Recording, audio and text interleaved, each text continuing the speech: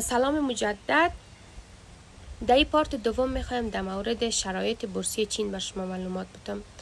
شرایط بورسی چین مثل دیگه کشورهای دیگه که شما تافل داشته باشین یا آیلتس داشته باشین میتونین که اپلای بکنین برای بورسیه. اگر شما تافل آیلتس داشته باشین میتونین بورسیه را به زبان انگلیسی بگیرین که بر لیسانس بسیار ساعت کم است، ولی برای ماستری و دکترا میتونین پیدا بکنین و بغیر از اون میتونین زبان چینایی را بخونین. زبان چینایی در سال 2 بار امتحانش در پانتون کابل برگزار میشه که وقتی شما این امتحان اگر سطح 4 پاس بکنین میتونین که لیسانس بگیرین، بورسیه لیسانس بگیرین در چین، و اگر سطح 5 پاس بکنین میتونین که بورسیه ماستری بگیرین یا دکترا بگیرین. و یک متاسفانه یک محدودیتی که برای دختر خانمای عزیز ما وجود داره که در پانتون کابل نمیتونن برن و امتحان بدن.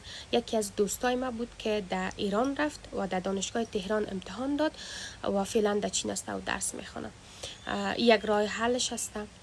و در مورد ای که بر ما گفته بودن که امیال سمستر خزانی شروع میشه و ما میخوایم که اپلای بکنیم، اول شرایطش شما باید مهیا بکنین، یعنی سند زبان خود بگیرین.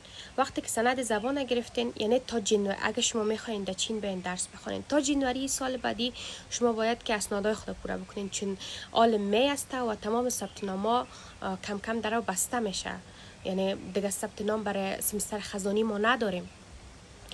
پس شما تا جنوری سال بعدی را شما اسناد خود تیار بکنین و از جنوری تا می میتونین که شما اپلای بکنین برای سمستر خزانی. انشالله که اسکالرشپ میتونین گرفته.